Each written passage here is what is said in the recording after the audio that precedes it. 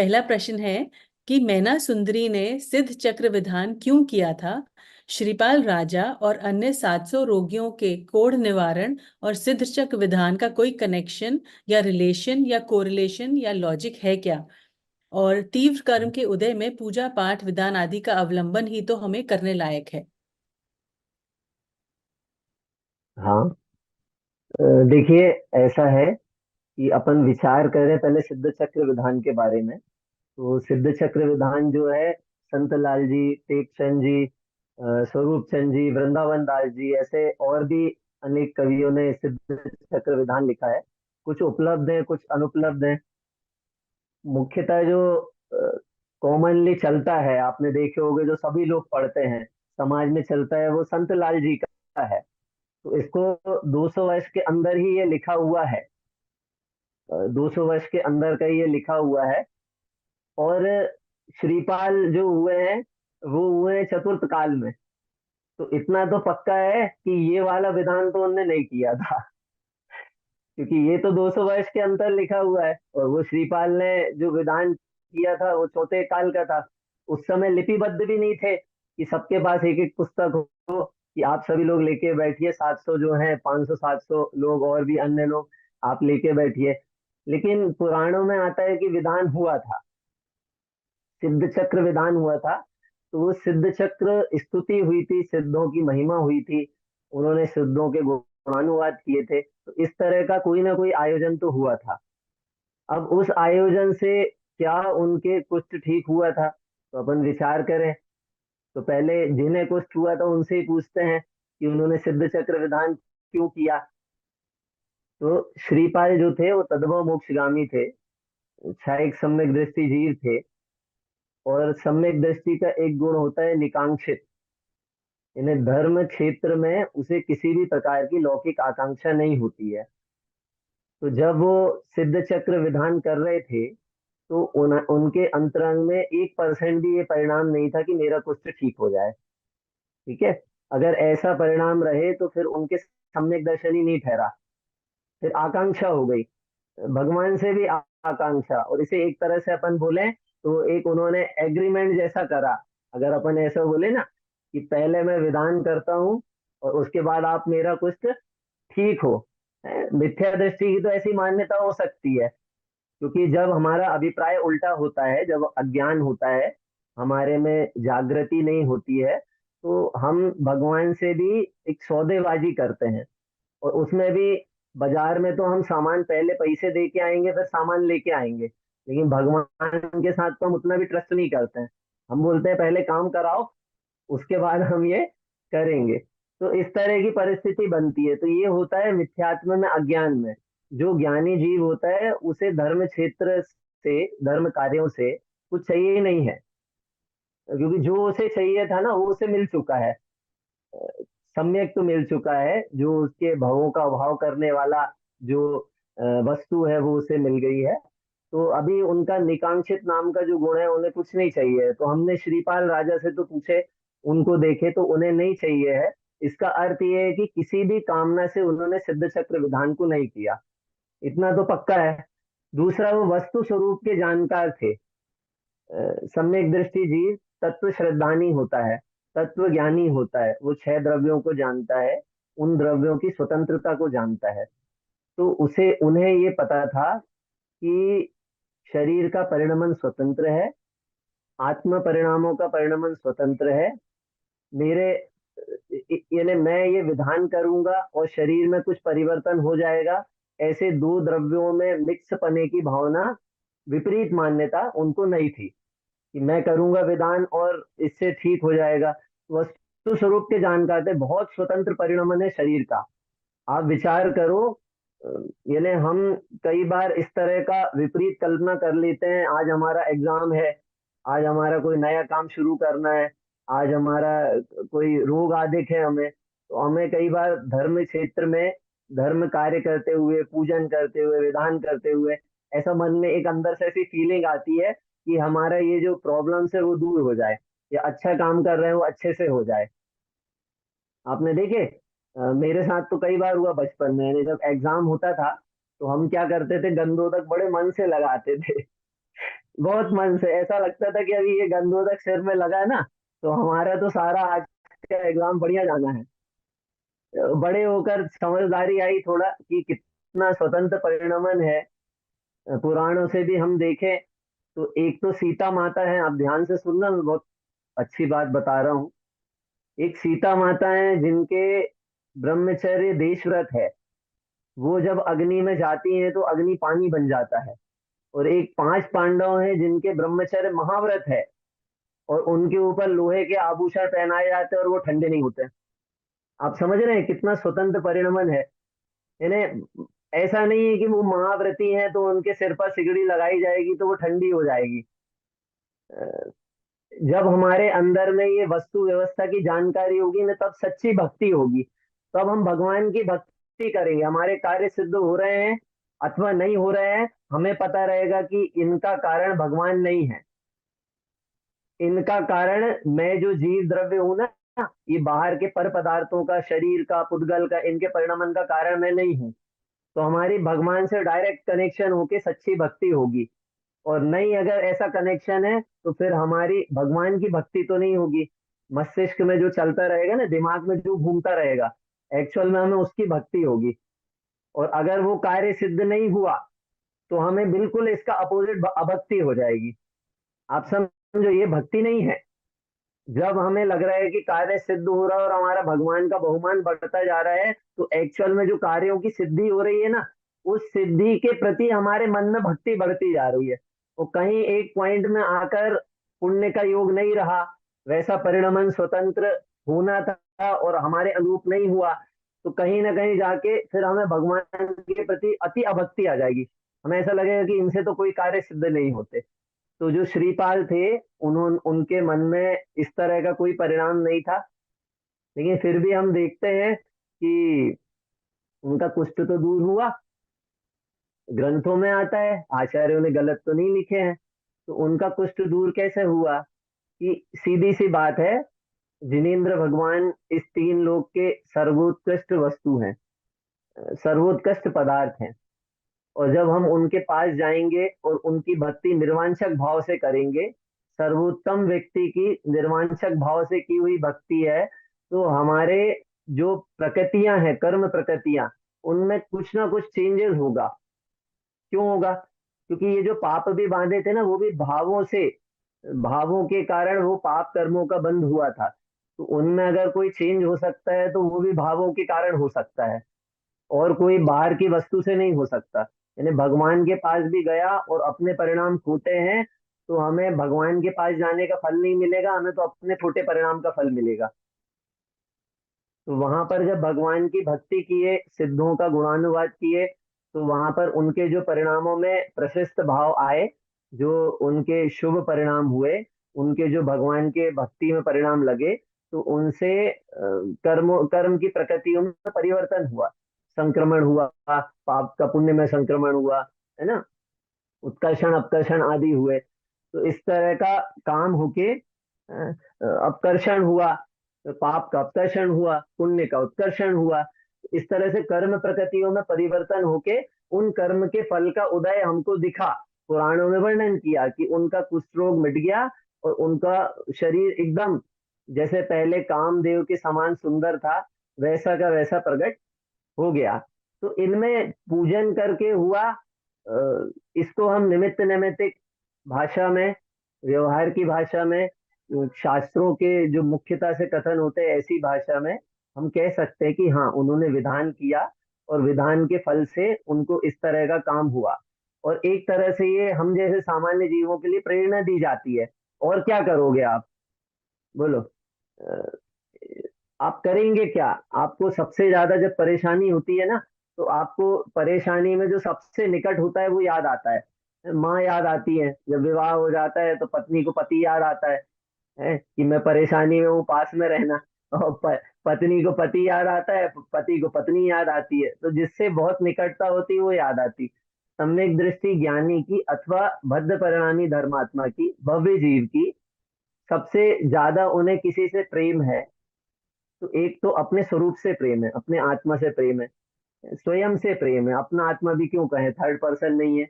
उनको एक तो स्वयं से प्रेम है, और दूसरा किसी से प्रेम है तो पंच परमेष्टियों से प्रेम है। तो पंच परमेष्टियों से, नव देवताओं से प्रेम है, तो अभी वो जाए किसके पास? कोई कष्ट आया, परेशानी आई, तो वो जाते हैं पंच परमेष्टि की शरण में। पुराण उदाहरण है, कोई भी परेशानी आई है तो सीता माता ने क्या किया, मनोरमा माता ने क्या किया, सेठ सुदर्शन ने क्या किया, अपने स्वरूप में मग्न होने का प्रयास किया। और जिस समय स्वरूप में मग्न नहीं हो रहे हैं उस समय पंच परमेष्टि भगवान को याद किया, कि और किसी को याद किया? नहीं किया। सीता माता अग्नि कुंड में उतर रही हैं और उनके मस्तिष्क में, उनके मन में एक बार भी ये भावना नहीं है, ये बात नहीं है कि मैं अग्नि कुंड में जाऊं और ये पानी हो जाए। वो तो कुछ नहीं कर रहे हैं, बस पंच परमेष्टि भगवान का स्मरण करके कि अब जो होना है होए। तो क्या होगा? आप विचार करो, जो व्यक्ति पंच परमेष्टि की शरण में चला गया उसके साथ क्या होगा? क्या होगा कि अरे पंच परमेष्टि भगवान की शरण में जो जाता है ना, वो तो भगवान बन जाता है।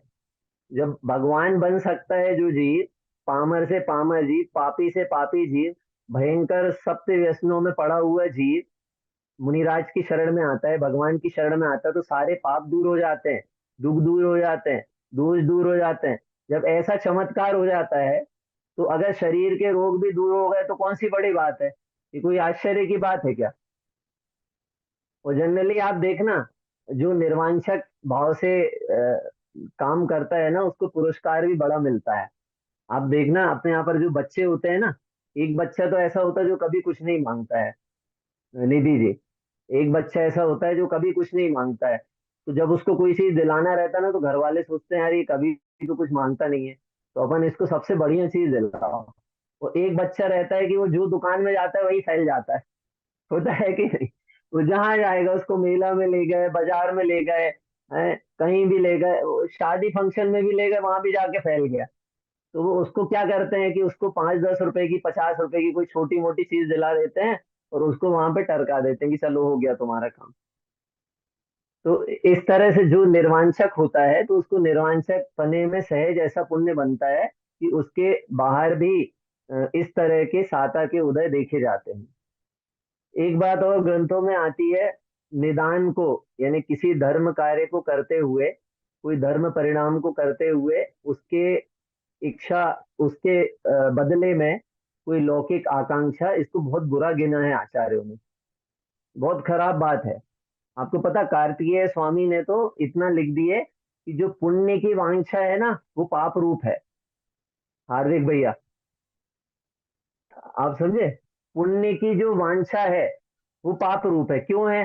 क्योंकि अल्टीमेटली वो पुण्य की वांछा नहीं है, वो पुण्य से मिलने वाली जो सामग्री है ना, उसकी वांछा है, पुण्य की वांछा नहीं है।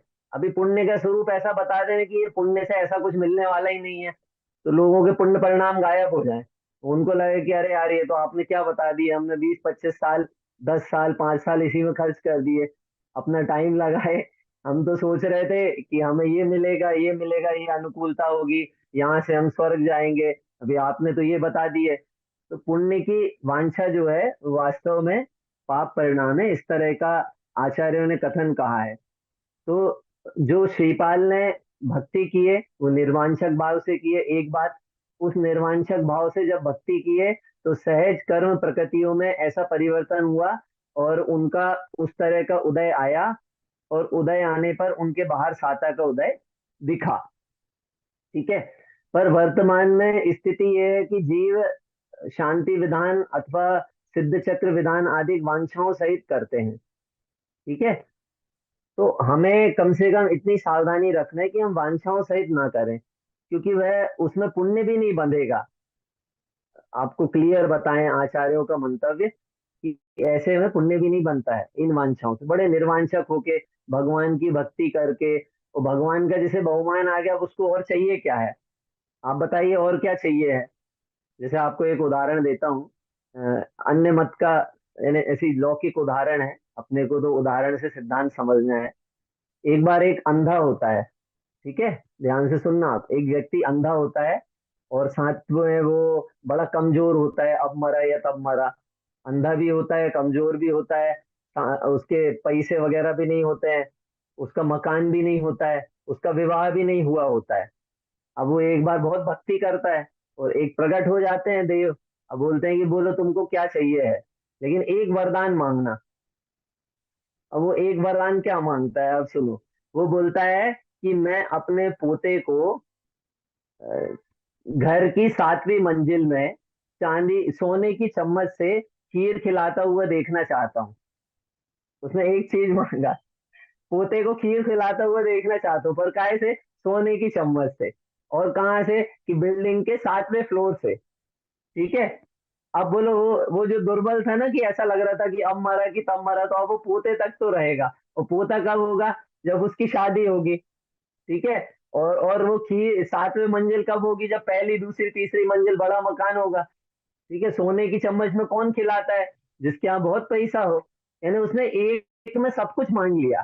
तो ऐसे ही जब सिद्ध भगवान के निकट गए, हम 5 परमेष्ठी के निकट गए, और हमने बोले कि मुझे आप सम कर ले स्वामी, यही एक वांछा महा, और कुछ नहीं चाहिए, और कुछ चाहता नहीं हूं मैं, मुझे आप सम कर ले स्वामी। इसका मतलब कि हमने सब कुछ मांग लिए। भगवान के ही समकक्ष विराजमान होने का हमारा परिणाम हुआ। सब कुछ मान लिया। अब अंत में इसमें एक पॉइंट और अपन देखते हैं कि उन्होंने सिद्ध भक्ति क्यों करी, सिद्ध चक्र विधान ही क्यों किया, एक ये प्रश्न हो सकता है।